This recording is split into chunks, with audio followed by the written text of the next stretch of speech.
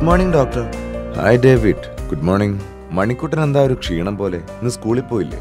അവന് വയറുവേദനയാ. വയറുവേദന എന്നത് കുട്ടികളിൽ വളരെ കോമൺ ആയി കണ്ടുവരുന്ന ഒന്നാണ്. എന്നാൽ ഇതിനെ ഒരു രോഗമായി കണക്കാക്കാൻ കഴിയില്ല. അതെന്താ ഡോക്ടർ? വയറുവേദന ഒരു ലക്ഷണമാണ്. അതായത് കുട്ടികൾ കഴിക്കുന്ന ഭക്ഷണം വയറിന് പിടിച്ചില്ലെങ്കിലോ വയറിൽ പഴുപ്പുണ്ടെങ്കിലോ മറ്റു കാരണങ്ങളാലോ ഇത് വയറുവേദനയായി കാണപ്പെടുന്നു.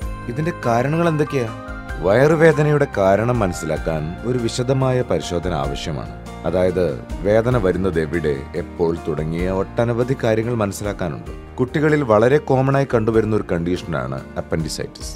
അതുപോലെ കുടലിന് മറ്റെന്തെങ്കിലും പ്രോബ്ലംസ് ഉണ്ടെങ്കിലോ ലിവറിന്റെയോ കിഡ്നിയുടെയോ തകരാറ് മൂലമോ വയറുവേദന വരാം. എപ്പോഴാണ് ഡോക്ടർ അപ്പൻഡിസൈറ്റിസ് എന്ന രോഗമുണ്ടോ എന്ന് സംശയിക്കുന്നത്? ഒരു രോഗിക്ക് അപ്പൻഡിസൈറ്റിസ് ആണോ എന്നത് എളുപ്പത്തിൽ കണ്ടെത്താൻ കഴിയില്ല.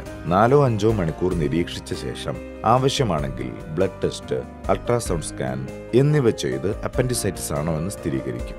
വിശദമായ ഒരു പരിശോധനയ്ക്ക് ശേഷം ഏതു തരം ചികിത്സയാണ് വേണ്ടതെന്ന് തീരുമാനിക്കുന്നു. അപ്പൻഡിസൈറ്റിസ് ആണെങ്കിൽ സർജറി ആവശ്യമാണ്. അതുപോലെ കുടലിന് എന്തെങ്കിലും തടസ്സമുണ്ടെങ്കിൽ അതിന്റെ കാരണമനുസരിച്ച് മരുന്നാണോ സർജറിയാണോ വേണ്ടതെന്ന് തീരുമാനിക്കുന്നു.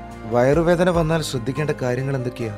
വയറുവേദന 4 മണിക്കൂറിൽ കൂടുതലായി നിലനിൽക്കുന്നുണ്ടെങ്കിലോ വയറുവേദനയുടെ കൂടെ മഞ്ഞ നിറത്തിലുള്ള ഛർദി ഉണ്ടെങ്കിലോ ഇത് വളരെ ഗൗരവമായി എടുക്കണം. കൂടാതെ വയറുവീർപ്പ്, ശോധന കുറഞ്ഞ അവസ്ഥ, ശോധനയുടെ കൂടെ രക്തം പോവുക എന്നിങ്ങനെയുള്ള ലക്ഷണങ്ങൾ കണ്ടാൽ ഉടൻ തന്നെ ചികിത്സ ആവശ്യമാണ്. Thank you doctor memes.